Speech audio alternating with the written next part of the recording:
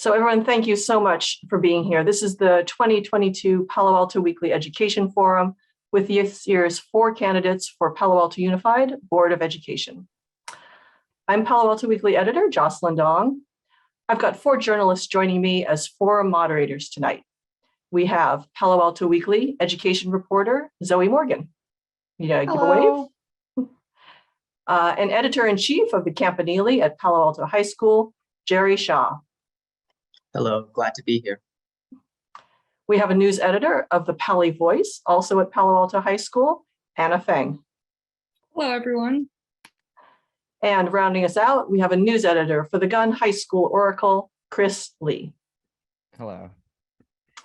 So the mission of the Palo Alto Weekly is to provide accurate and reliable information to community members so that you can make up your own minds about the issues impacting your lives. So this event is part of that mission, a chance for you to learn about the perspectives of the 4 people who wish to represent you over the next 4 years. We are a member-supported organization, so if you believe in our mission, we humbly ask for your support by going to paloaltoonline.com/membership. Before we welcome the candidates, let me just tell you how this debate is being structured. The questions presented in this year's forum have been largely informed by the input that readers have submitted to us. These questions touch upon everything from the global, how do we improve student mental health, to the specific, what would you do, what should be done for the future of the SELF program at Gunn. Because of the volume of excellent questions already submitted, we will not be taking audience questions tonight. Our journalists will lead the candidates through numerous topics, giving time limits for their answers to keep things fair. We may ask a follow-up question of a candidate if an answer needs clarification. And to keep candidates within their time limits, a timer is being shown on the screen. So now we welcome the candidates who are vying for 2 open seats on the Palo Alto School Board: Ingrid Campos, Nicole Chu Wong, Shaunak Darab, and Shauna Siegel. To introduce themselves, we asked each to pick one of the following 3 questions to answer. Those questions are: what is your favorite school memory? What would success look like for you as a school board member? Or tell us how education or a particular educator has changed your life. The first candidate is businesswoman and mother, Ingrid Campos. Ms. Campos, you have 45 seconds for the first question. Go ahead. Hi, everyone. Thank you. I have a whole slew of favorite school memories. My first grade teacher played guitar, and she had us sing along with her. I loved that. The mothers volunteered in the kitchen and served over 200 students, so we had home-cooked meals. And I had a 4th grade teacher who taught home economics.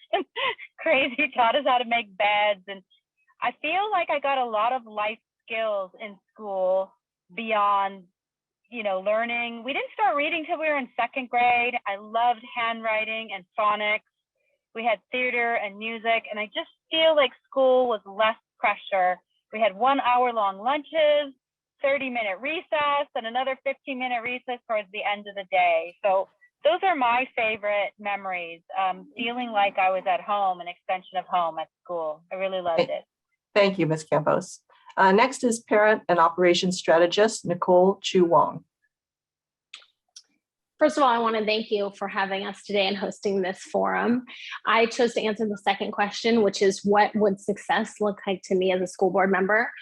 I believe that the biggest thing facing us is a need for us to shift our culture to one where we collaborate and communicate effectively and have an environment of genuine partnership and listening to each other and hearing each other and moving forward together.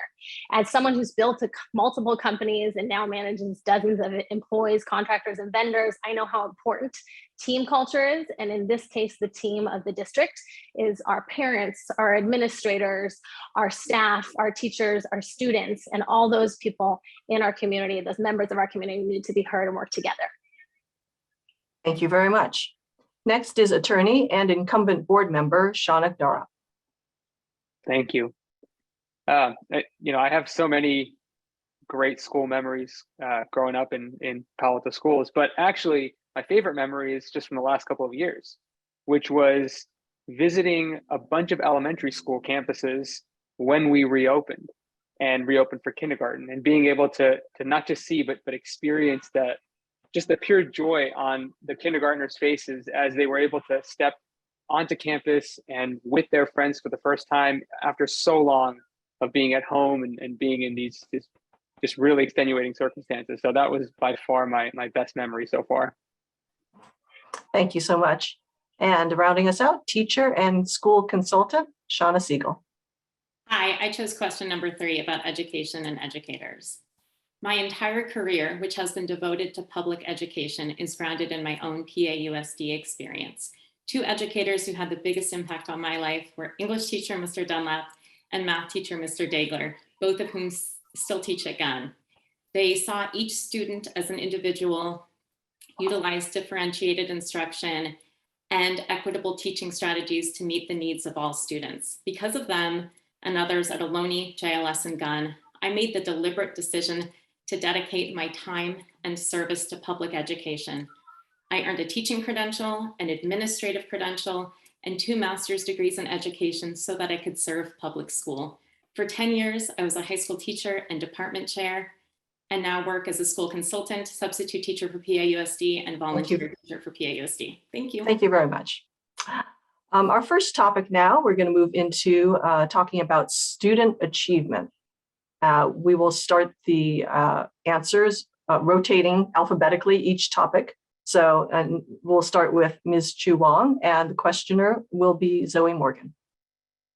Great. Well, the first question is, how can the district support the diverse academic needs of all students, from those who are academically high achieving to those who may be struggling in one or more areas? And Ms. Chu Wong, please start. You'll have 60 seconds.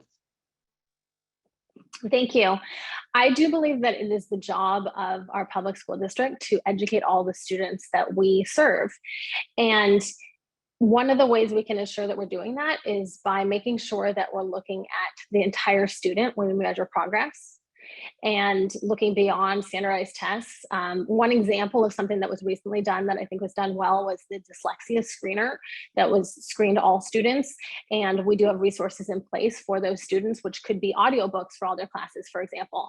And so when we talk about oftentimes when we talk about equity, people think that that means focusing only on historically underrepresented and our socioeconomically disadvantaged students, but equity also means serving all of our students, meeting them where they are, whether that is differentiated learning within a classroom or extra support in other ways.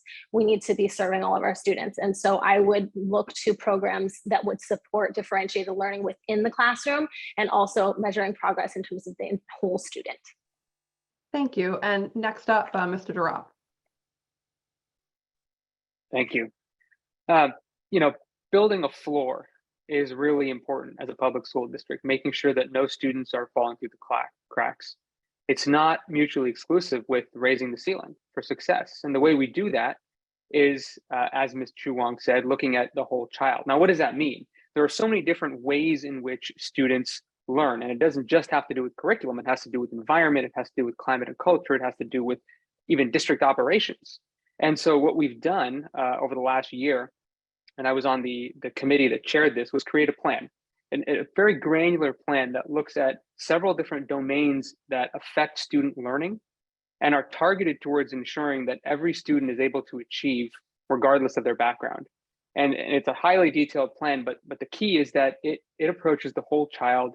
It approaches through a lens of supports, through a lens of systemic change. And it is a very comprehensive plan, the likes of which we've never had in the district before. So the next step is just to implement it. Thank you. And next up, Ms. Siegel. Hi, based on my experience as an educator, my experience administrator, my experience as a parent to 2 kids in the district, and my experience as an alum here, and it's one of my priorities, is differentiated instruction. And if differentiated instruction is done well, we are able to meet the needs of all students. And if we can support and challenge all students, then students feel a sense of belonging, a sense of engagement, and love going to school. In a class, for example, the class that I taught, I will have students with 504s and IEPs. I will have students who are at grade level, below grade level, above grade level. And if I'm given support from the district in order to implement strong differentiated instruction, that I'm able to meet the needs of all learners. And if I'm able to do so, I'm able to meet my goal, meet my dream, which is meeting the needs of all students. Thank you.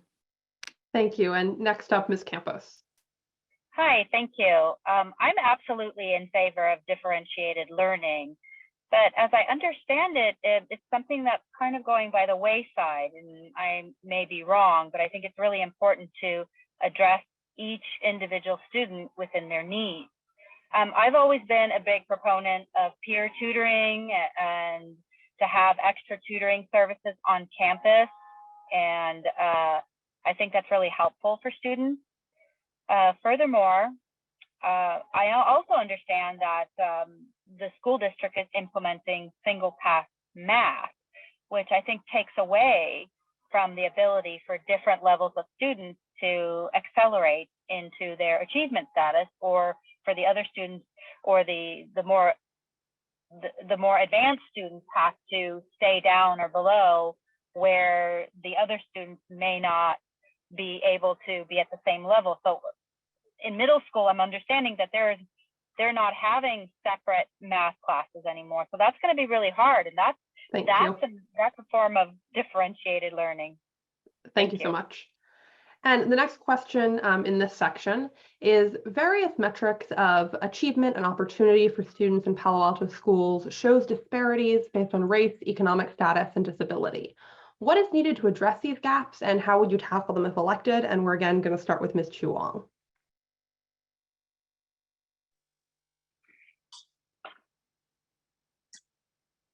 Could you repeat the question? Sure. I'm trying to understand the difference between the last one and this one. Thank you. Various metrics of achievement and opportunity for students in Palo Alto schools show disparities based on race, economic status, and disability. What is needed to address these gaps, and how would you tackle them if elected? And it's 1 minute. Thank you. Thank you for that question, and thank you for repeating it. I wanted to make sure I had all the parts to this very complex question. I believe that the district has taken great steps with the SWIFT plan, and specifically you can look at the Every Student Reads initiative, where it was focused on historically underrepresented students, specifically our Black, Brown, and Pacific Islander students, and looking at their reading results by age 8.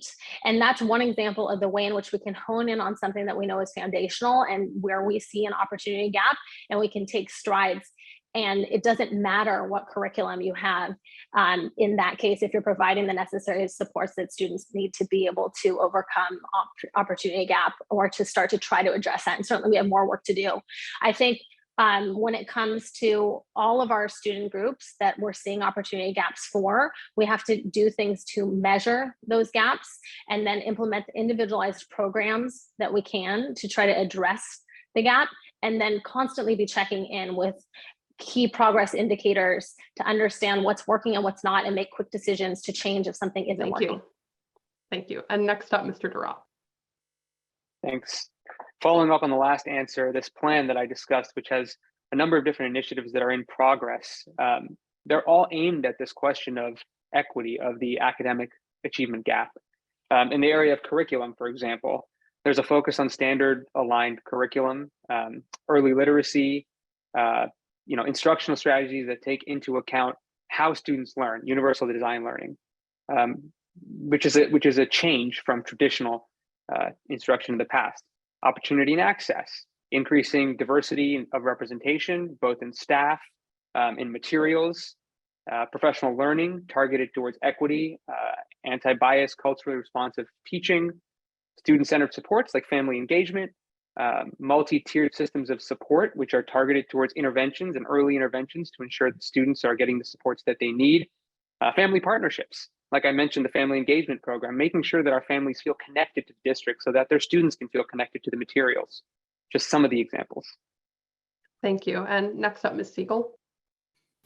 Hi, as a teacher and parent, the achievement gap has been something that we as a district have not been able to close since I've been here since the 1980s. This is a big concern. In addition to looking at summative assessments at the end of the year, for me as a teacher, I know that looking at the formative assessments and having the data from formative assessments along the way so that we can see early on if a student is struggling is very important. I would also like to see in kindergarten at every school in the district that there are after school reading, writing, and math programs. And if we don't have teachers that are able to take that on, that we hire certificated staff to do that. It is very important that we catch struggling students early and often, and also having summer programs that are free. And if we have after school programs, making sure that we align with bus pickup for Tinsley program students so that there's a later bus. As everything we do, we need to be looking at it through a lens of equity. Thank you. Thank you. And next, Ms. Campos. Thank you. I agree. I believe that after school programs are very important and can assist kids who are sort of falling through the cracks. I do not agree that race or ethnicity has something to do with children falling through the cracks. I know plenty of so-called brown people who don't want to be referred to as such. They want to be looked upon as an individual. And from my experience, when a child falls through the cracks, it's because they don't have the help at home, or they don't have the language, or they have a barrier or a cultural difference.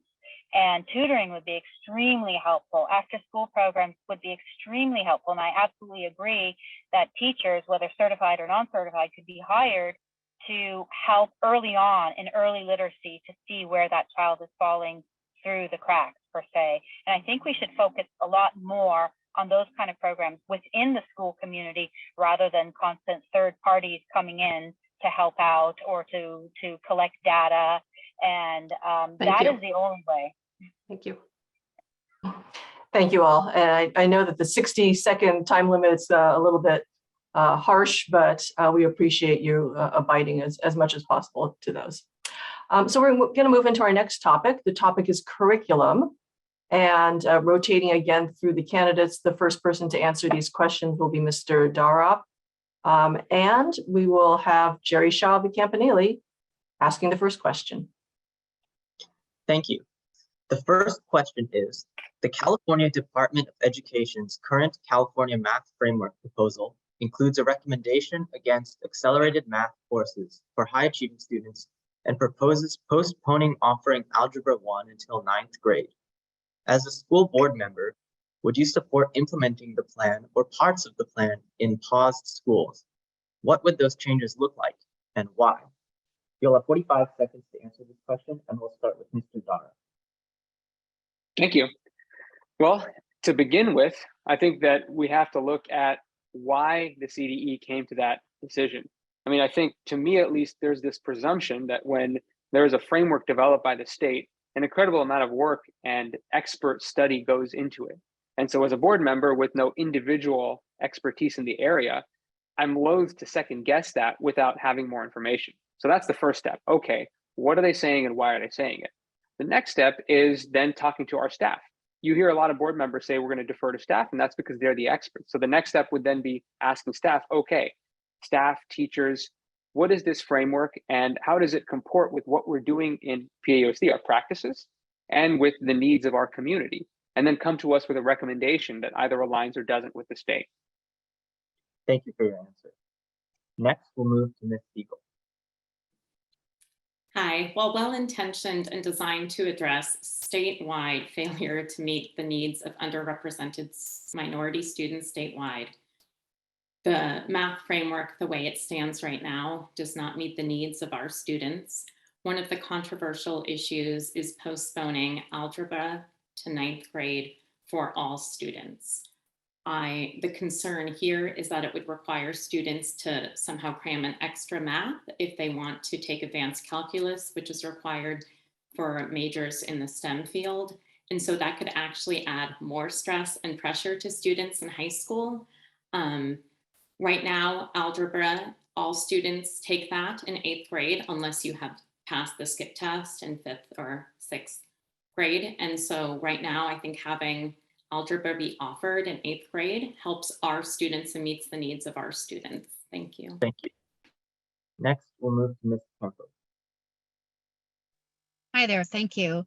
Well, the California Department of Education bylaws strictly states that these are just suggestions. And I think every single school and every single school district needs to approach the issue on a more personal level. And I absolutely agree that algebra should be offered early on in middle school. And I absolutely agree that advanced math should be offered. And in fact, if schools and high schools can offer electives like French, German, whatever music, then why can't they offer an elective of advanced math for those students who are far beyond, geometry, algebra 2? I've known students who are already wanting to get into calculus, and it's pretty difficult to get into calculus by the time you're in 12th grade. So I think we really need to Thank you. focus on math. Thanks. Thank you for your answer. Next is Ms. Chu Wang. Thank you. In regards to math, I believe we should continue along with the remaining 2 years of the pilot program that we implemented and see the results that come out of that. I'm going to keep that answer brief because I cannot let what Ms. Campos said previously go unchecked. Her suggestion that being basically saying we should be colorblind and not acknowledge systemic inequity and racism is what leads to more systemic inequity and racism and bad results and not serving our students. So I cannot let that go unchecked. As a woman of color, as someone who has bachelor's degrees in ethnic studies and women's studies, I believe that Palo Alto is better than falling into a colorblind argument. You need to see it and be able to call it out in order to spot systemic inequity. Thank you. Thank you, everyone. Next, we'll move to Chris for the next question. Awesome. Thanks, Jerry. The next question on this section also has to do with curriculum.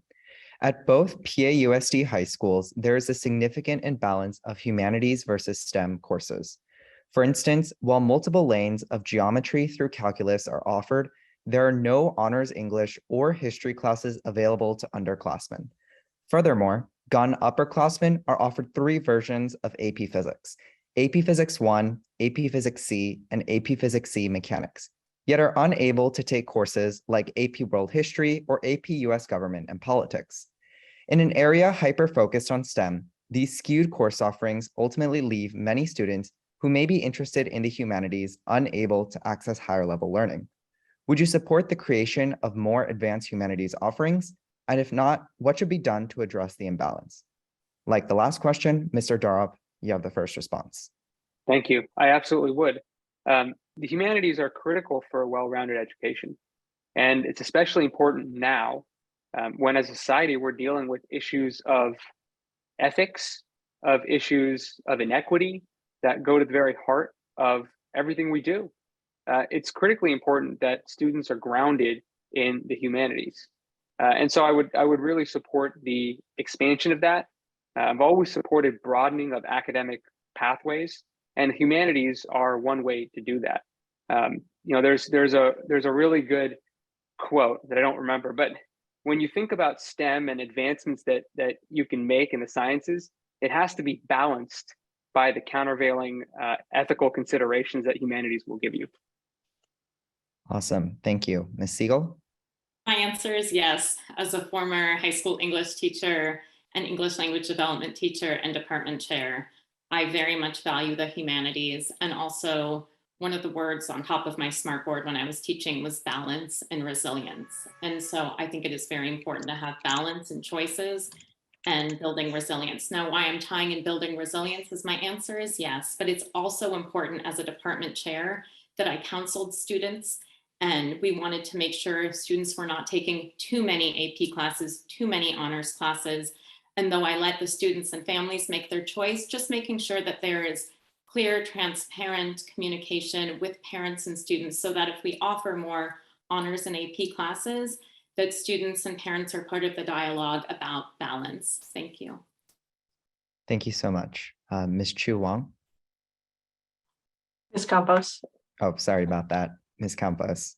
Hi, thank you. I am absolutely in favor of adding any classes that have to do with humanities. I studied art history at UCLA, and it was very important. We had Greek history and Roman history, and it seems that this is where parents and students need to come together and perhaps approach the board, approach the school about the things that are important to them. I'm all for AP classes. There are students who do want to delve into AP classes, and I think family values should and will keep children in check and balanced at home. I think that's very important to not push your child.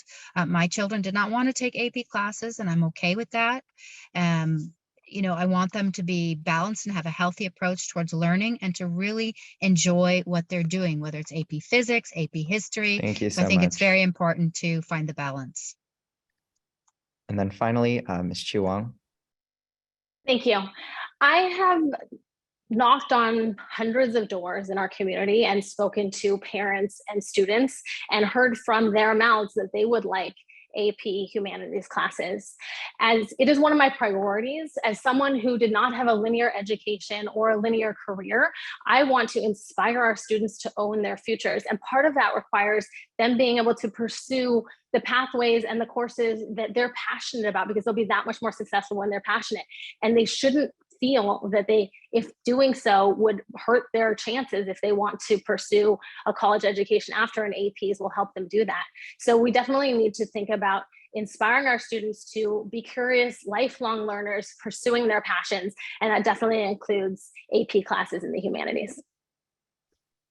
Thank you so much. Jerry will be asking the next question in this section. Thanks, Chris. The next question is, there have been concerns that paused high schools are not meeting California's instructional minute requirements.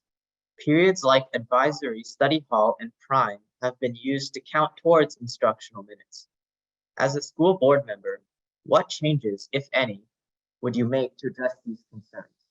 Again, we'll start with Mr. Dar, and you have 45 seconds to answer. Thank you. I've also heard those concerns. As a board member, we have a fiduciary duty to the district. We also have a responsibility to make sure that we're complying with the law. And to do that, we don't just sort of divine what we think the law is, and we even don't seek input or advice, legal advice from community members, although we hear concerns. What we need to do is we need to be talking to our attorneys, whether it's our general counsel or our outside counsel, to determine whether or not we are complying with the law around instructional minutes. If we're not, then that's something that needs to be fixed. And so it's incumbent on us as a board to be constantly listening to what our legal advisors are telling us to make sure we're doing a good job and following the law. And if we are, then we continue doing what we're doing. And if we're not, then we change it. Thank you for your answer. Next is Ms. Siegel. Hi, yes, as a board member, it will be my duty to make sure we are compliant. In addition to being compliant, assuming we have the necessary instructional minutes, then I would want to look at, is study hall the best use of time? Some schools have study hall and we have prime and we have advisory. And I would want to be surveying parents, teachers, students to find out, is this the best use of our time? What do students need? What are teachers seeing that students need? And so yes, of course, we need to be compliant with a number of instructional minutes, but we also should be taking feedback into account into how best use those instructional minutes within the laws of how we can use them. Thank you. Thank you. Next is Ms. Campos.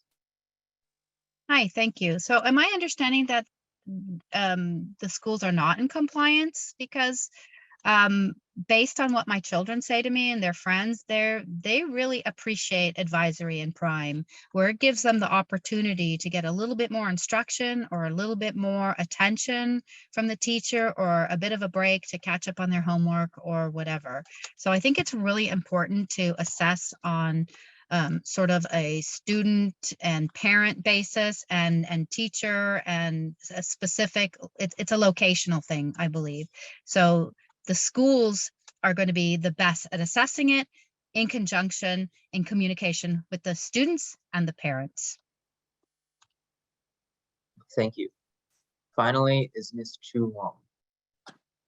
As an attorney, I certainly take compliance seriously, but also my education in law school and as an attorney, my experiences have pointed to the it's not compliance for compliance sake, it's the intent. And so I would look to the intent behind mandatory instructional minutes and see, and I believe it goes to making sure that students have the instructional time, and instruction can look different ways for different students in order for them to succeed. And so I would speak to all the members of our community, our school community, teachers, students, staff, parents, to make sure that they feel that their students are being set up for success. And that's how I would look at compliance, with an eye for the underlying intent and making sure that we're serving all of our students. Thank you, everyone. Anna will ask the next question. Thank you.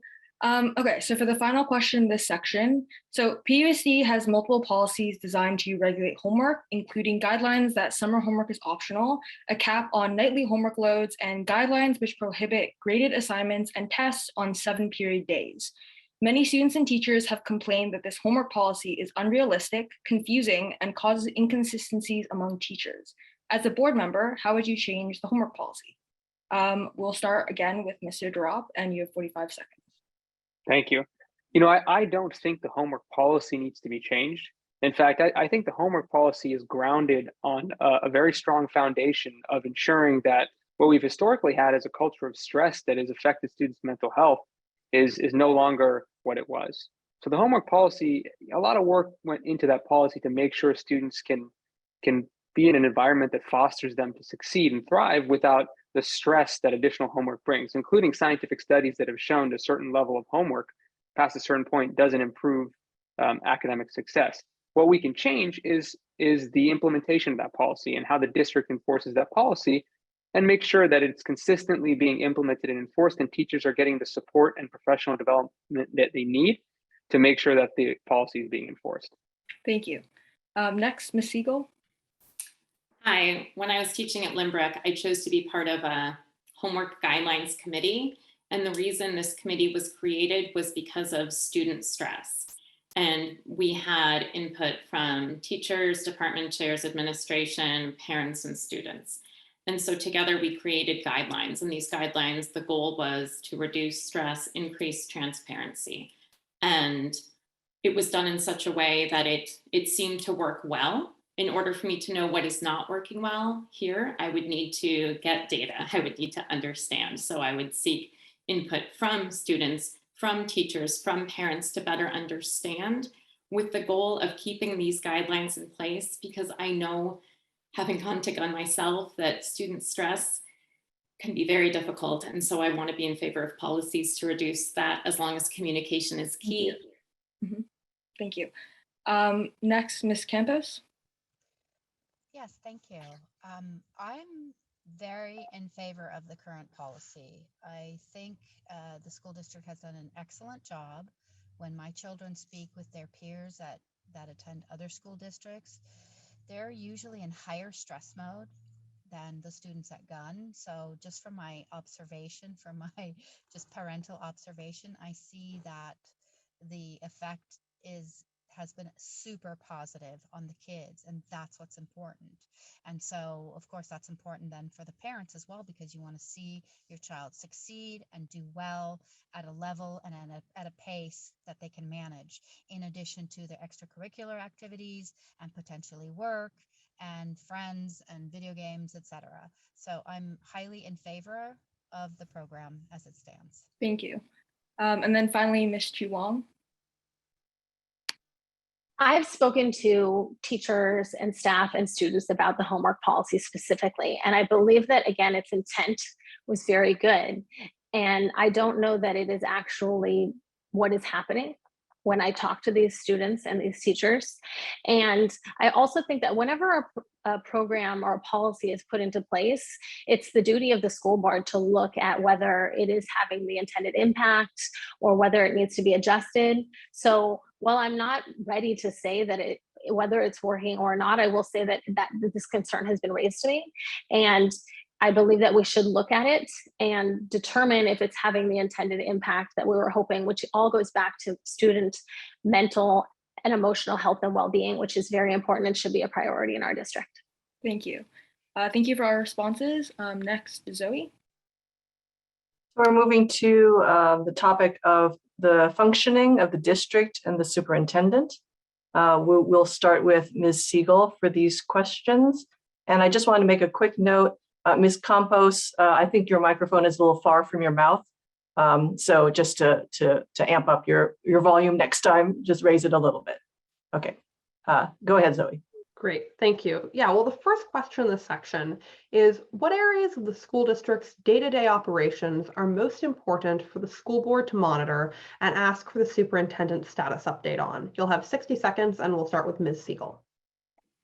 Hi, I think we can improve upon communication on a day-to-day basis, transparency, and accountability. And I think if we have those three things on a day-to-day basis, it will be very helpful. As a school board, we set direction, we need efficient structure, we need to provide support and provide community leadership as advocates for children in the school district and public schools. And what I feel is the breakdown now is that we are not, this communication piece is not clear, and it's not just the communication piece, but the teacher morale is extraordinarily low, parent morale is low. And I've seen this in the survey that 60% of teachers are thinking about not leaving teaching, but leaving PAUSD because of lack of support from the district office. And so this lack of support, this lack of communication, what makes our school district great, in addition to our families, it is our teachers. We need to do whatever we can to retain, hire qualified and diverse teachers. And so getting the morale back up is essential through better communication and transparency. Thank you. And next up, Ms. Campos. Hi, sorry. Could you repeat the question quickly? Sure. What areas of the school district's day-to-day operations are the most important for the school board to monitor and ask the superintendent to provide status updates on? Okay, I think Dr. Austin has done a wonderful job in communicating, and he's very accessible, he's very open and available for everybody. And this is where parents come into play. I would really like to, as a potential board member, have a bridge of communication be open between the board members and the parents, because that's the #1 complaint from both parents and teachers, that the board isn't listening to what they're saying or what they want. And I mean, we're the best school district in the country. And I don't understand why teachers are leaving. I can understand low morale, but from statistics that I've read, that there are teachers all across the nation leaving schools. And I don't know if that's part of an evolutionary process in this country or what's going on, but we have the best school district in the whole country. So I think Dr. Austin's doing a great job in communication. We have great fiscal accountability, and it's all available for everyone to see. Thank you. And next up, Ms. Chu Wong.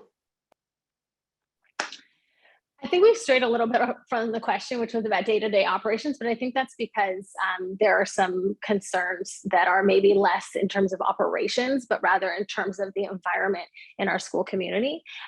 For me, I think we have cultural issues at this point. The school board has done a great job implementing different programs to, for example, relieve the pressure cooker that our students were experiencing and try to improve mental health and emotional well-being and try to address the opportunity gap.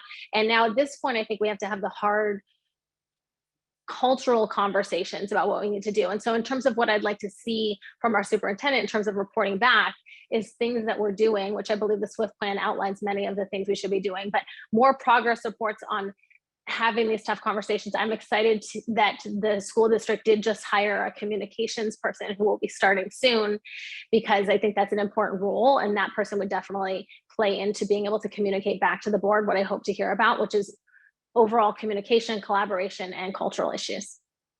Thank you. And finally, Mr. Durop.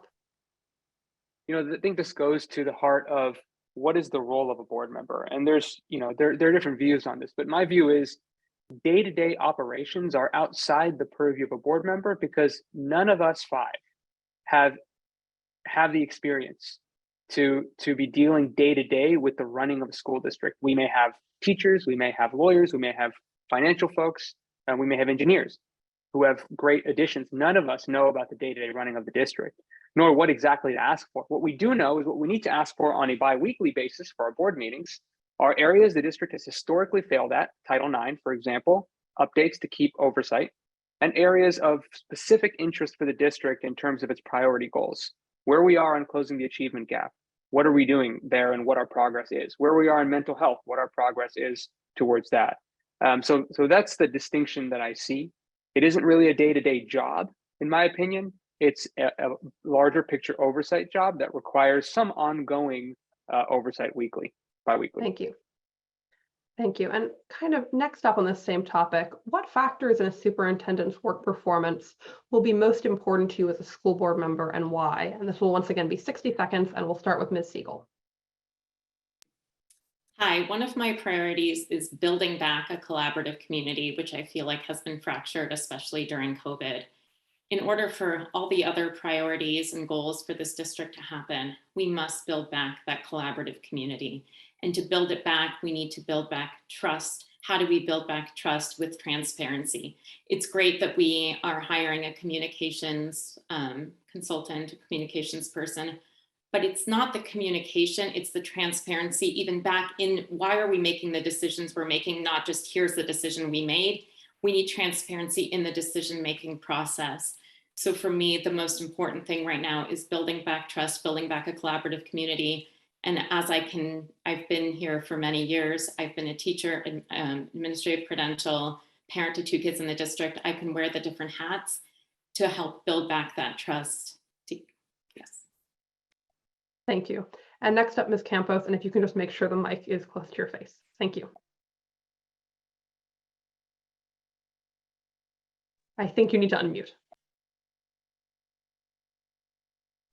There you go. Is this better? My phone wasn't cooperating. Is this better? Yep. A little bit quiet, but we can hear you. Jeez, I'm sorry.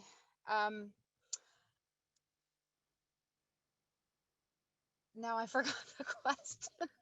I'll repeat it. What factors in a superintendent's work performance will be most important to you as a school board member and why? Okay, so PAUSD is a joint venture. Everybody in the administration, in addition to the board members and the teachers and the community, are one of the cogs in the giant wheel. And I believe he's doing a great job with new programs being put in place, the early literacy program, hiring a communications person. I think he's a great communicator, and I believe that whatever anybody wants to know, I've always sent him emails personally, you know, in my history of my children being in the PAUSD, and he's always responded back. So it's a giant corporation, and we all need to work together. And the board members don't have just the power to do or to make decisions just based on what they think or what they'd like to vote on. So the parents have to be part of it, the school community, the teachers, and the superintendent is, you know, at the helm. Thank you. And next up, Ms. Chu Wong.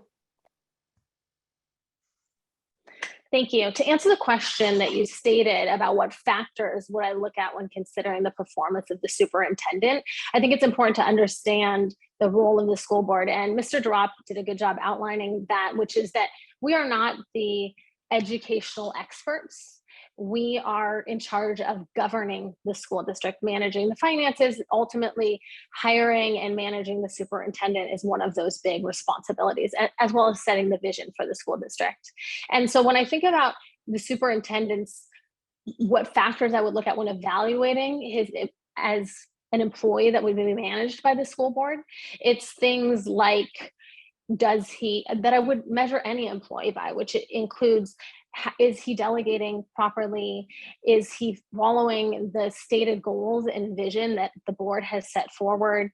And also acknowledging, and I've had these conversations with him because I want a good working relationship, is that no one is perfect. And so we need to build a team around strengths and weaknesses so that we can have a highly functioning district. Thank you. And finally, Mr. Drop. Thanks. The single most important factor is, can the superintendent execute on the board's priority direction? That's really the only calculus, because as a board, all we really have the power to do when you get down to it is hire and fire the superintendent.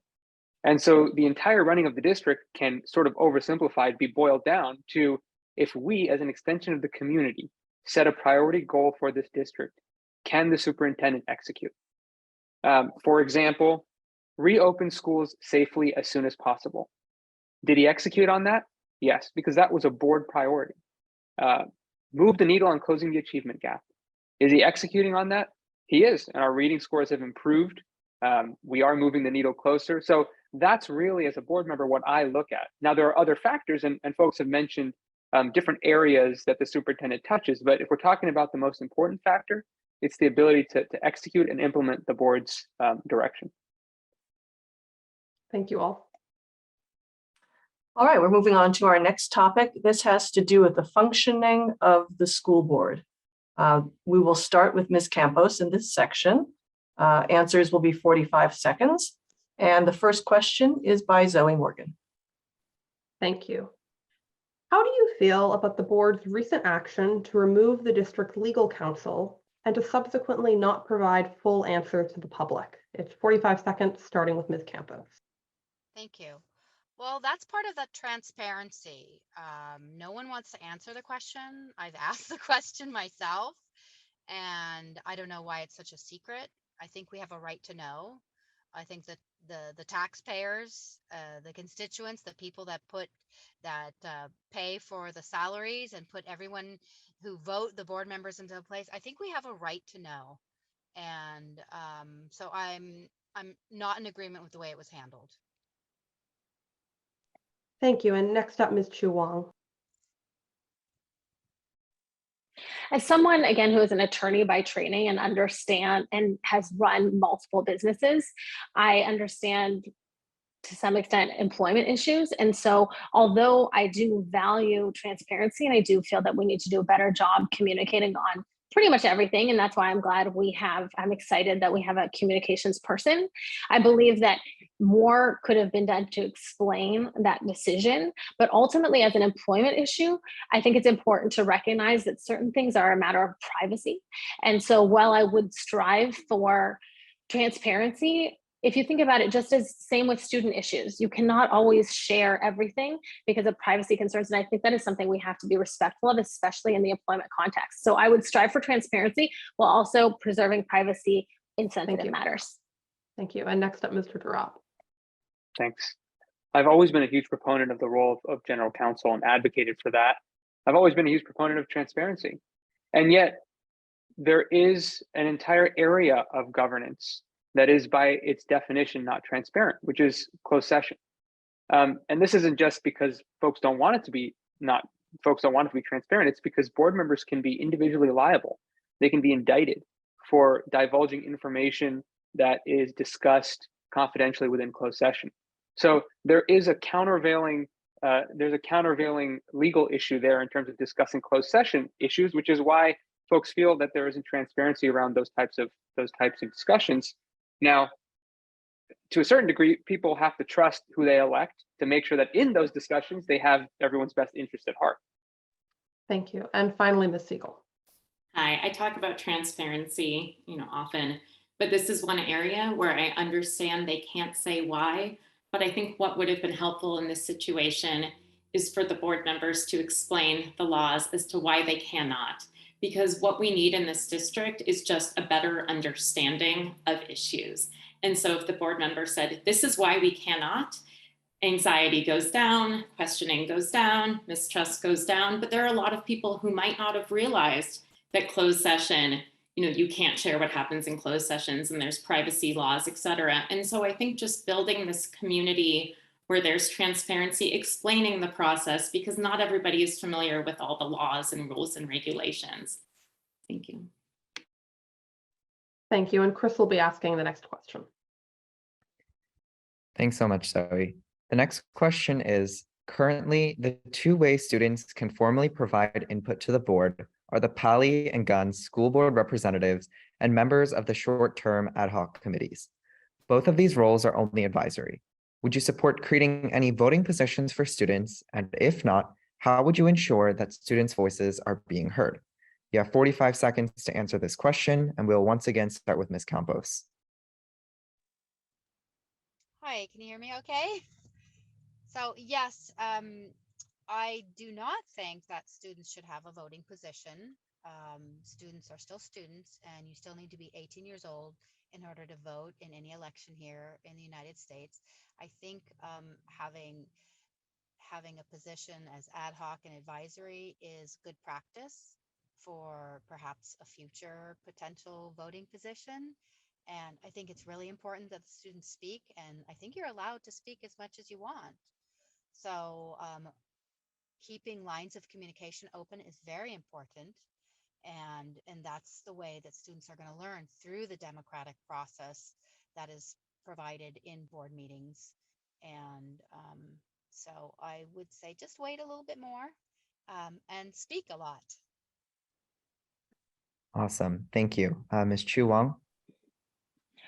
So this is one of those areas, again, where I think we have to balance more properly communicating the laws, which in this case, student representatives are not elected by the public. And so therefore it would be against the law to give them voting positions. But, and I have talked to so many students and parents that feel like their voice isn't heard. And this is a problem. Whether it is allowed by the law or not for them to vote, they should definitely feel heard. I know that there have been student surveys that have been done in different ways. We've solicited feedback. There's also open comments. They're also able to email the board. There are lots of ways, but just being able to share your voice does not mean you feel heard. And so I think we need to do more to ensure that students feel heard, because I want to encourage them to be active civic participants for the rest of their lives, which means that we should show them that what they say matters. Thank you. Mr. Darup. I agree with the various ways people have mentioned about increasing engagement with students, whether it's through forums or working groups, increasing the ways in which students can participate. But I was also very supportive of a community-led sort of initiative to lower the local voting age to 16, which has been done in Berkeley and other municipalities or school districts around the country, because the research shows that 16-year-olds are as capable of voting as 18 and 19-year-olds. And especially in local elections like school board elections, which are going to have a huge impact on those students' lives, and a disproportionate impact considering the youth of those students. Awesome. Thank you so much. And Ms. Siegel. Hi, yes. One of my favorite parts of being a board member would be being a school liaison. And so I would be visible on campus. I loved being on campus as a high school teacher and department chair and class advisor for 8 years. And so being on campus would be another way for students to speak with me. But in order for them to speak with me and want to speak, there'd have to be trust. I've been hearing from hundreds of students, hundreds of parents. And one thing that I hear is it's not just that they want to be heard, but they want to know that what they say is going to matter, that it's going to mean something, that it's going to bring any progress or change. And so we can have ad hoc committees, but to get more participation, there must be a belief that these voices matter. And so I will do everything I can to encourage more student engagement. But in order to get that more engagement, we need them to feel like what they say will create positive change. Thanks very much, everyone. We're going to move to another topic. This one is student conduct and discipline. And we have a recent example of this issue from Anna Feng. We'll start with Ms. Chu Wang for the answers. Thank you. So after the recent chaos at the Palo versus Gun football game, some individuals have raised concerns over sportsmanship and student misbehavior, especially after the California Interscholastic Federation placed sanctions on some Palo sports games. However, others believe that students should not face consequences for such behaviors. As a board member, what is your take on the situation, and how would you address the situation to promote a positive school culture? Again, we'll start with Ms. Chu Wang. Thank you for your question. And I just want to say that I was actually at that football game with my 2 young children that are both students in the district. And they have enjoyed going to the football games on Friday nights, particularly seeing the older students and cheering on the team, and that sense of camaraderie and sportsmanship is really important. And part of our job a big part of our job is to empower our students to make good choices for the rest of their lives, and to know that there are consequences for good and bad choices. And so I do support having this discussion about consequences. It is a big deal what happened there. Bad sportsmanship is a problem, and it's a cultural issue. And it goes beyond the football games to egg wars, for example, and many other ways in which we should not be teaching our kids that you're just a kid and what you do doesn't matter. What they do does matter, both positively and negatively. And I want to empower them to own their futures, which includes making good choices for themselves and their futures. Thank you. Next, Mr. Drop. Thanks. It's incredibly important to model positive behavior and also make sure that behavior like at the football game is penalized in some way, that there are consequences for actions that would in any other facet of society be completely unacceptable. At the same time, what's really important is that we make sure that whatever penalties we put into place, whatever consequences we put into place, are not disproportionately affecting segments of our students. Ms. Campos espoused colorblindness, but the data is that historically underrepresented students of color, disproportionately suffer from suspensions and similar types of penalties. And so in crafting the types of consequences that we're going to put into place, we have to make sure that they are not disproportionately affecting our students who are already statistically most underserved in our community. Thank you. Next, Ms. Siegel. Hi, when I was a teacher and class advisor, my freshmen would move on to seniors. And when I started them as seniors, I would use a quote from Crosby, Stills and Nash, Teach Your Children.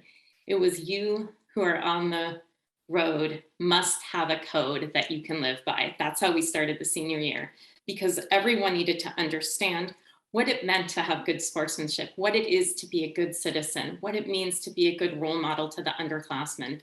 And so we were the Limerick Vikings, same with the Palo Vikings. And so we could use the ship model. We are all on this ship together, and there are a couple people who could sink this ship. So let's use positive peer pressure to do the right thing. So the way, when I heard about this, it was a teachable moment. This unsportsmanlike conduct cannot go on. So now we're going to have, here's what it means. These are the consequences. And in terms of egg wars, that has been going on for too long. I was hit by an egg when I went to JLS. It made me feel uncomfortable and a sense of unbelonging. So what we want to do here is have the administration also take accountability that now is the time for there to be consequences, follow through in action. Thank you very much. Next, Ms. Campos. Hi, thank you. First and foremost, I just want to address the comment that Mr. Darrett made and the comment that Ms. Chu Wong made about me espousing colorblindness. I know many people who do not want to be referred to as Black or brown people, okay? They want to be referred to as individuals. And character starts at home. That comes from traditional family values. My kids are not going to go out running around causing chaos and throwing eggs and feeling entitled and showing bad sportsmanship. Bad sportsmanship definitely has to be addressed. And sometimes it would probably help to announce it before a game or set the ground rules right from the beginning based on an experience that had to happen so that going forward, everybody knows where they stand. And yes, some kinds of consequences, but socioeconomic disparity does not just come from the color of your skin. It is across the board. So thank you. Thank you very much. Similarly, at the football game, there were also reports of illegal substance use by students. As a board member, what would you do to address concerns about substance use more broadly? Again, starting with Ms. Chu Wong. In regards to substance abuse, I think that education is key, and ensuring that these students feel that they're going to be adults very soon and should be educated so that they make good choices for themselves. And there should be consequences there as well. I think one thing that I want to clear up is the fact that I know that the schools did a lot leading up to the game, in 2 weeks leading up to it, to tell them that they needed to have good sportsmanship. So a lot was done. And I have family values in my family as well. We have liberal, progressive family values about equity and respect, and a culture that does not involve shame if you make a bad decision. Thank you, Ms. Wong. Next, Mr. Drop. Thank you. 4 years ago, when we had this debate, I think there was a question about vaping in the bathrooms, because that was going on at the time too. And so it's, this is sort of a perennial problem, but it has a solution, which is, as Ms. Chu Wong said, education. I would take that a step further and say parent education is important. Making sure that folks know the extent of the problem, the causes of the problem, and what they can do at home, in addition to what folks can do at school to make sure that the problem's addressed, including safe harbor policies that allow students to come forward without feeling like they're going to get penalized. Thank you. Thank you all. All right, we're going to move on to another topic. I think Shauna has or Ms. Siegel has her hand raised. Sorry, go ahead. I don't think I addressed that one. Did I? I don't think I answered. Please that. do. Me Thank you. neither. Okay. I wasn't okay. So yes, being an educator, I understand and would push for more education, both with the students and the parents. Another thing that I've heard from students is that we need to be thinking citywide about more safe activities for teenagers. When I was going to school here, there was at least a bowling alley. There was a youth spot called The Edge. And so in addition to education, also in addition to clear consequences and follow through and consequences, we need to be thinking in a positive way about what we can do in the city for there to be more activities for teenagers. Thank you. Yeah, bye. Sorry for skipping. Yes, next, Ms. Campos. Thank you. Again, family values, what you teach and preach at home and the guidelines that and the foundation that you set forth for your children is how they are going to present themselves as young adults in the world. And we can do as much education as you want, but there will be children who vape and smoke weed and drink and do all those things. And the only way that we as a community, and not just the school board, I don't believe that one school board member or 5 school board members have the power to change that, is the zero tolerance, and perhaps have, security guards if that's the case. Thank you very much for all your responses. Mm-hmm. All right, now we're going to move on. Thank you all. We're going to move on to our next topic, which is diversity and inclusion. And we'll start with Mr. Dara. Zoe. Perfect. Well, the first question in this section is, what programs and policies will you support to maintain and enhance the Tinsley program, which creates spots for students from the Ravenswood School District to attend Palo Alto Unified? And the first question is Mr. Durant, and you'll have 45 seconds. Sure. I have 2 answers to that question. The first is busing has always been the biggest issue, the frequency and number of buses, to make sure that there are enough buses so students don't have to spend so much time waiting for the bus to get to the schools they need to get to. And then also the expansion of the actual campuses so that students may not have to travel as far to go to different campuses from East Palo Alto. The larger question, though, is to a certain extent, I would defer to what Ravenswood wants to do. Because if it turns out that Ravenswood decides we have an enrollment problem and a funding problem, and we want to eliminate Tinsley, which are discussions that are going on, we would have to give it serious consideration, because it is really what's in the best interest of that community that we're supporting. Thank you. And next up, Ms. Siegel. Hi. What I would want to do as a board member is I would want to ride on the bus with the kids. What I've heard from students, from children, is that the bus ride can take a very long time. I heard that we're cutting down on it now, but I would want to experience it myself as they are bused. I would also want to make sure that we have a later bus pickup for students, so that if they need to take a response to intervention type after school math, reading, or writing program, that there are buses available. I would want to ensure that siblings are guaranteed a spot in the school, but also outreach.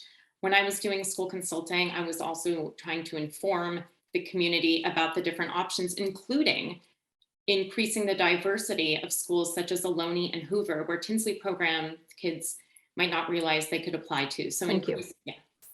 Thank you. And next up, Ms. Campos.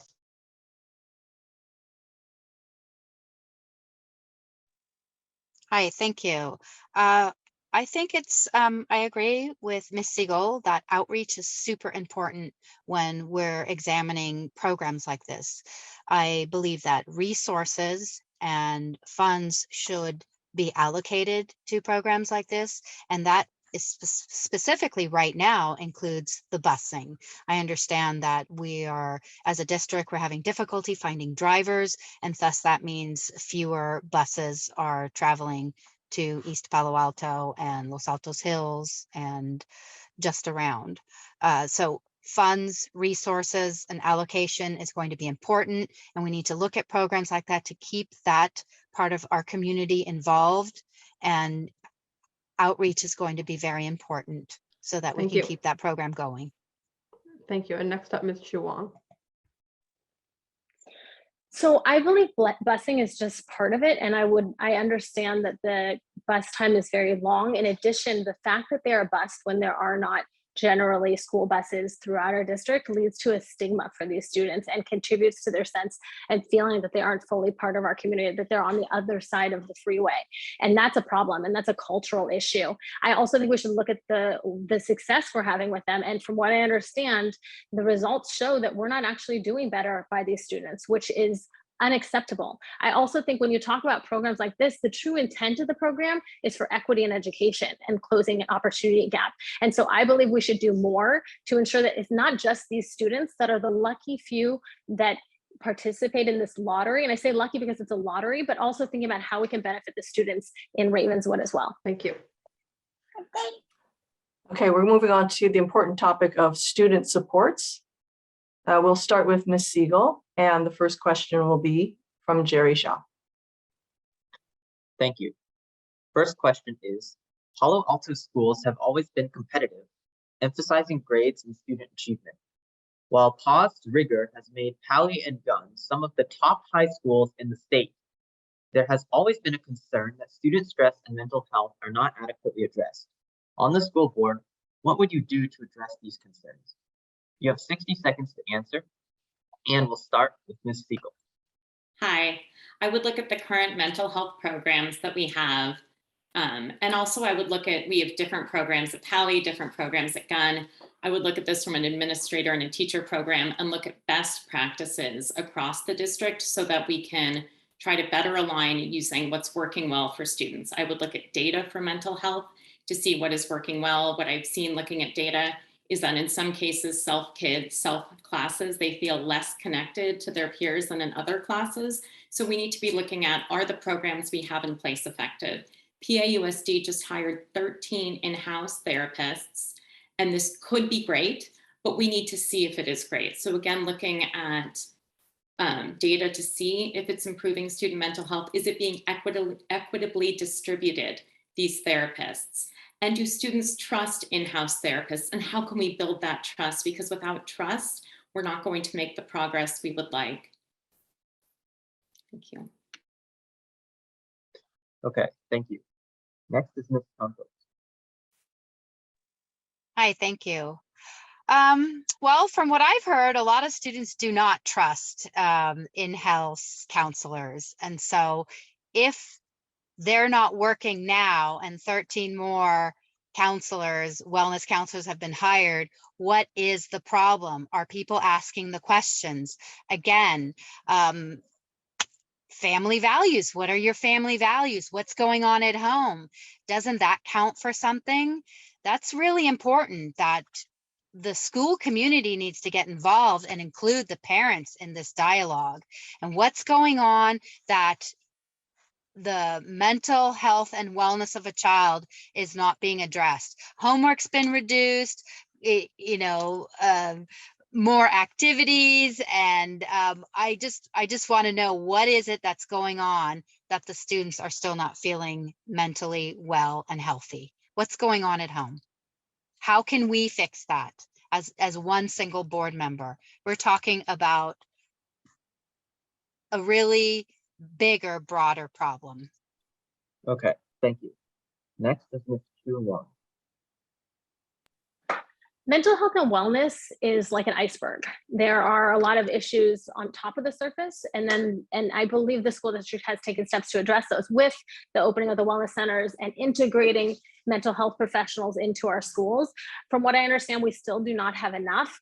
And there have been times where I've been told by multiple high school students that they've needed, or their friends have needed to go to a wellness center, been told that there's no room for them to be seen that day, which is obviously not an outcome that any of us would want. So I think obviously there is more we can do above the water level, but below, it's a cultural issue. From talking to a lot of students in regards to what's causing the pressure, it tends to be culture on our schools, not necessarily specifically from their homes. And while some students may have issues at home or personal mental health issues, I think that we need to address the cultural issues and the really have those tough conversations. But I would not blame the parents or the home life. It's multi-factors and it's different for each student, and we need to provide them support, whatever that they need. Thank you. Next is Mr. Dar. Thanks. This is an ongoing conversation, and over the last decade, the district has implemented a number of significant but patchwork solutions and supports. And then over the last 2 years, we had a huge change. I think Ms. Campos asked what's going on at home, and I think everybody who's watching this knows exactly what was going on at home. Kids were isolated. They were in front of their screens. They were in stressful environments because their parents had to do their jobs and also try and do the job of making sure the kids were paying attention to school and doing their homework. An incredibly stressful environment and an isolating environment. During that time, the district, we noticed that there were a huge staffing shortages of therapists that we usually have referrals to our providers, our outside providers. And so in spring of this year, in early summer, I voted along with the rest of the board to allocate over $16 million to building an in-school mental health support system. Since that time, we've hired 20 therapists, 13 of whom are on-site therapists, to address that staffing shortage, and many more supports to come. Thank you, everyone. Zoe will be asking the next question. Thank you, Jerry. If elected to the board, what actions would you take to better support children and teenagers with disabilities? You'll have 60 seconds, and we'll start with Ms. Siegel. Hi, what I've been hearing from students, from parents, is that we are not meeting the needs of our special education students. As a teacher, this was extraordinarily important to me to meet the needs of my students with 504s and IEPs. But what I'm hearing is this is not a teacher issue. It's bigger than that. It's that the process of getting an IEP right now is very difficult. And what I'm hearing from families as well is that the IEP, which stands for Individualized Educational Program, is not happening. The I part is missing, the individualized. I'm talking to families and they say that their child with autism is given the exact same program as another child with autism, the exact same plan, and that they're trying to say, my child is different. As a teacher, I view every child as an individual. It used to be a more collaborative process. I hear that collaborative piece is not here right now. And what I'm hearing from almost every single family is that it's becoming litigious rather than collaborative. So this goes back to building the trust that we need. Thank you. And next up, Ms. Campos. Yeah, hi. I'm just wondering if that $60 million that Mr. Darp was talking about is, if any part of that is being applied to the health and wellness of the special ed community. This is what I'm talking about. We need to have transparency. We need to have fiscal accountability. And I think these students with special education needs need to be addressed. And it sounds like there are a lot of individual needs that are not being addressed, and there are a lot of parents who are not being heard. And I'd like to know why not? Where are we falling through the crack?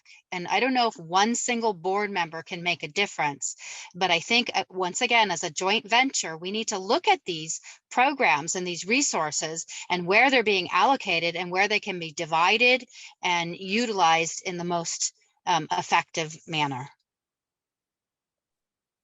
Thank you. And next, just to clarify, Mr. Drop, can you repeat the number you said for mental health? 1616. 16, thank you. And next up, Sorry. Ms. Shuang.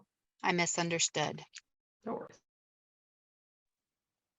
So when it comes to special education, I know that we have taken steps to address this, and I know that we need to continue to expand on what we've already done. I know I have seen some of this in action myself. My youngest is in the 2s class at Preschool Family, which is at Greendale, and we frequently interact with special education students that are there up until age 5.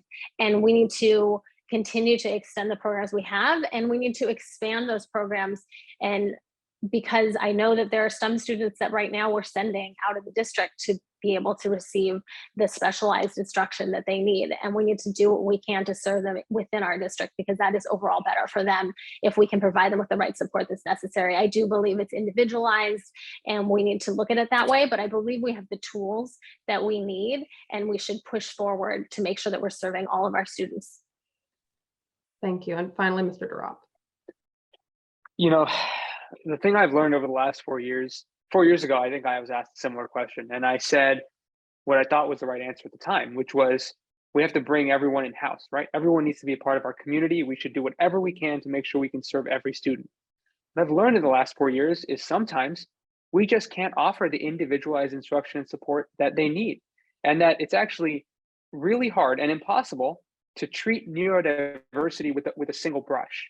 And so it's not an answer to the question, but it's really what I'm saying is a board member needs to be thoughtful about how we're approaching this and continue listening to the community and doing things like making sure the district is offering a multi-tiered system of support so that we have early interventions, we have early supports to identify and screen students early and get them the supports they need, whether that is in-house supports or if it's a really significant issue that needs additional supports, then provide them a non-public placement. So can't paint it with a broad brush, but we do need to do whatever we can to support all of our students. Thank you.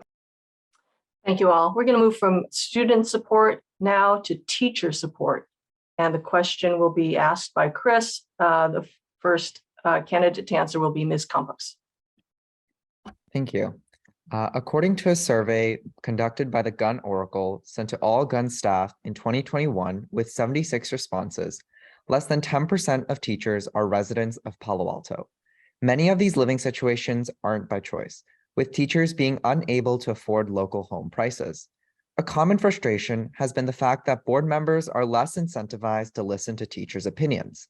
After all, they do not live in Palo Alto and cannot vote for or against a candidate. What, if any, further actions do you believe the board should take to address the educator housing crisis? Ms. Campos, you'll have 60 seconds to answer. Well, I'm not sure that a board member can affect that kind of change. I think there are a lot of people who live in Palo Alto who have housing insecurity and food insecurity, not just the teachers. And that's a common problem all across the Bay Area, that people commute to their jobs because they live in places that are more affordable and they have a better job or a better earnings in Palo Alto. So I'm not sure that a board member can address it, but I would definitely listen to people. We are there for the people. We are there. I'm there for open communication, to hear what your problems are, to see where we can find a solution or resolution. I've heard about teacher housing. I don't know if that's ever going to happen, but I think a lot of people need help in housing with regard to housing in the Bay Area, not just the teachers, but you know, we should give them some credence and concern because they are teaching our children. They are teaching our foundation. Thank you so much. Ms. Chu Wang? Our teachers need to be considered full and active members of our community, whether that means that they live here or not. And if they choose to live here, we need to ensure that they're able to. And so I want to call out, I'm extremely grateful and honored to have received the endorsement of the Teachers Union, PAEA, because I am not a former educator, and it speaks volumes to the partnership that I'm building with them and that I want to continue to have as a board member. I'm excited about Joe Simidian's, Supervisor Simidian's Grant Avenue project, where I think it'll be a great pilot for the school district to see how we can act as landlords for teachers and staff. And I want to also call out that it is not just about teachers, it is about our staff. A lot of our staff live too far away and want to be full members of our community and can't afford to. So this is another thing. that I think we should factor in when we talk about who are members of our community. And Grant Avenue is going to be a great opportunity for us to have 26 units for teachers and staff. I know that's a small number, but it is a wonderful first step for us to test, and then we can see how much more we can expand it. And I hope that we do in large scale ways. Thank you so much. Mr. Darup? Thanks. I've always been a big supporter of teacher housing. I will say that, you know, a board member, their primary duty is not to the people who vote for them, right? If that were true, then that would be a difficult road to hoe if we only served our people who voted for us. A board member's primary duty is a fiduciary duty to the district to make sure that what the board is doing is in the district's best interest, and making sure that our teachers are able to come to our schools without long commutes, to be a part of the community, to me, is in the best interest of our students for two reasons. One, students in the community mean that teachers in the community means that students have more of an engaged time with teachers. Teachers don't have to worry about long commutes. They can stay and have meaningful conversations with their students. You can run into your teacher at the store. They can be a part of the community. Second, employee retention. That's a huge issue the board looks into. And to make sure that we are competitive in hiring and retaining teachers, we're going to have to make sure at some point that we have sufficient teacher housing if other districts in the area are doing the same to address the regional housing crisis. Thank you. And Ms. Siegel? Hi, yes, I was happy to hear about the teacher housing project on Grant Avenue. I would want to hear of that project. I believe 31 units are going to be available for teachers. So again, I want to talk to teachers, see the need, what is the need, and how would they like to see it addressed. Again, this is not something as a board member that I would be able to do. But if you look at my endorsements on my webpage, you will see PAEA, the teachers union. You will also see many teachers, educational leaders, former and present. And I have a track record of standing up for what is right, including in a board meeting when 21 out of 24 teachers said that the curriculum that they had was not meeting the needs of their struggling students, and that they thought this would actually exacerbate the achievement gap. I was not afraid to stand up and say, we listened to the health experts when we were discussing closing schools or keeping them open. Right now, the teachers are our experts. And if we want our teachers to pilot any other programs in the future, we need to treat them as such. So Thank you so listened, much. and I will stand up. Thank you all. We're going to move on to the topic of student enrollment. The first person to answer the question will be Ms. Chu Wong, and the question will be asked by Zoe. Thank you. The question, which will have 45 seconds to answer, is with district enrollment dropping in recent years from nearly 12,500 students in 2015 to about 10,500 last fall, so a drop of 2,000 students, how do you believe the school board and school district should adapt? How should this impact planning around the future of current schools, as well as other school district property, such as the Coverly site? 45 seconds, and we'll start with Ms. Chu Wong. As a basic aid school district, I think we're very fortunate that declining enrollment will not have a huge impact on our finances.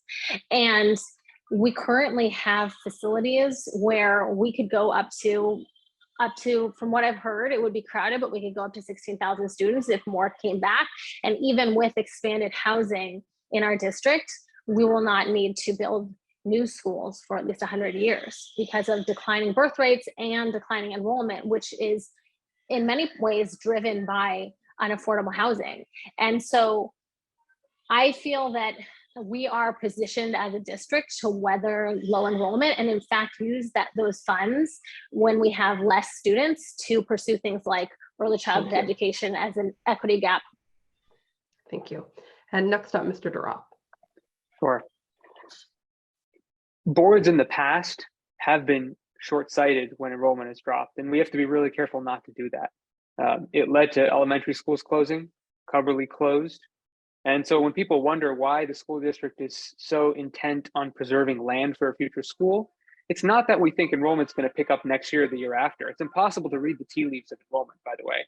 But we do know that eventually, at some point in the future, if we get the housing thing right, and if we bring folks back in, enrollment will increase. When that happens, we've got to have land to have schools to support those students. Now, whether that land is at Coverly, whether that land is somewhere else, we've got to have the land. So I've been really supportive of a land swap, for example, if the city were to propose one that would retain our interest in that area. Thank you. And next up, Ms. Siegel. Hi, to start, it is significant that we are losing students. I want to address that first. What that means is that for elementary schools, it can become a combination grade class at schools where that hasn't usually happened. It means a loss in PTA donations. It means a loss in PI donations. PI donations are what give us aids, music and science in younger grades. So this is very significant. So I'd want to look at why families are leaving. And it's not just the cost of housing. It is because from what I'm hearing from parents, it's that their child's needs are not being met. So I would want to address that first.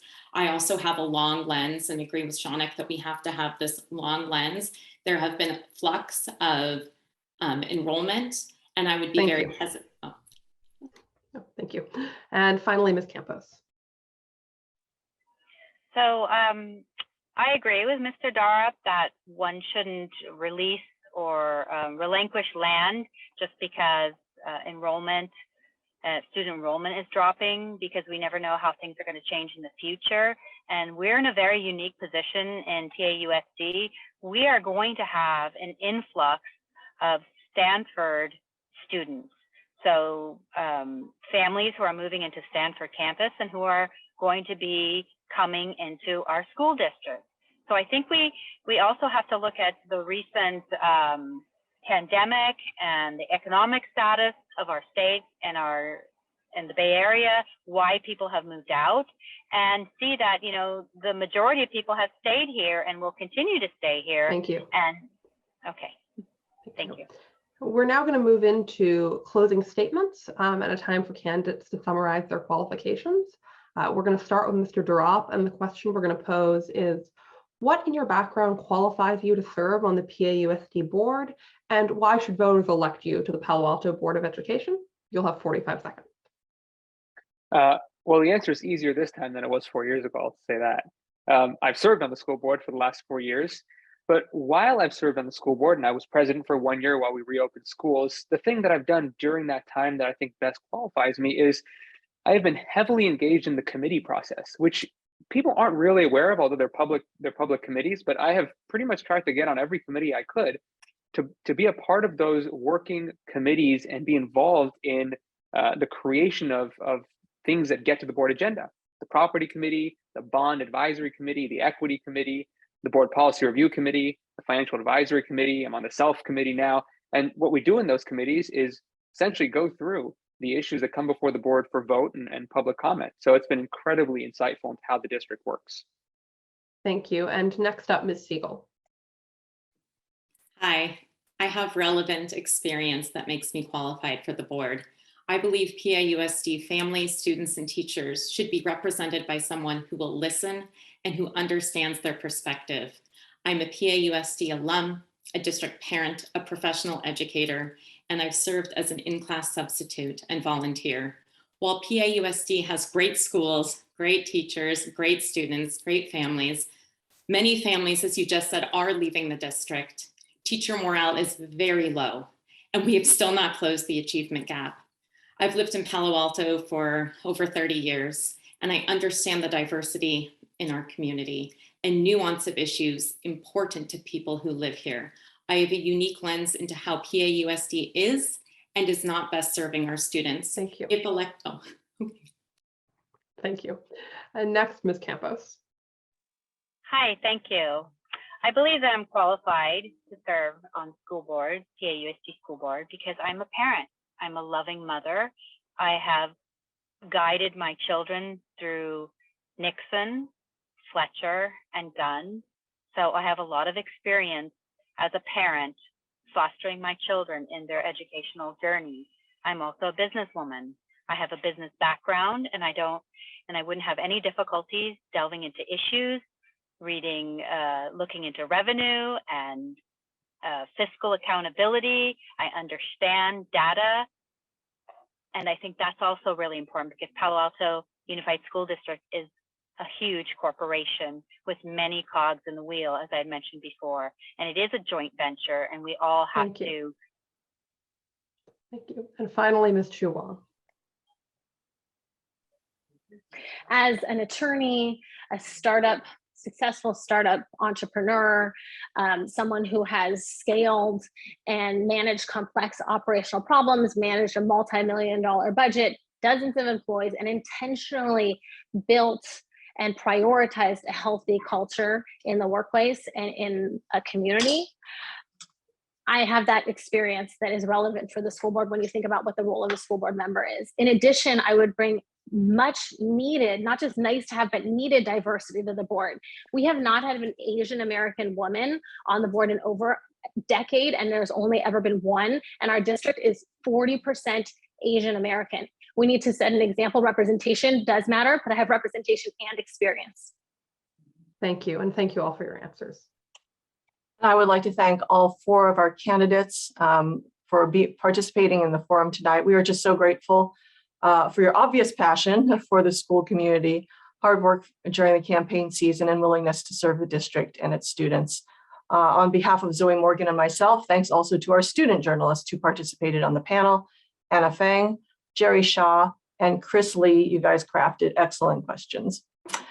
This forum is the second in our election series. Next Tuesday at 7, we will have a debate featuring the 2 candidates for Santa Clara County Sheriff. So if you want to register for that forum, go to paloaltoonline.com/sheriff. And if you want to rewatch any of tonight's forum, it'll be posted tomorrow at paloaltoonline.com/YouTube. And you can find this election coverage and more in the next couple of weeks on paloaltoonline.com. I really want to thank you for joining us tonight, and I wish you a very good night.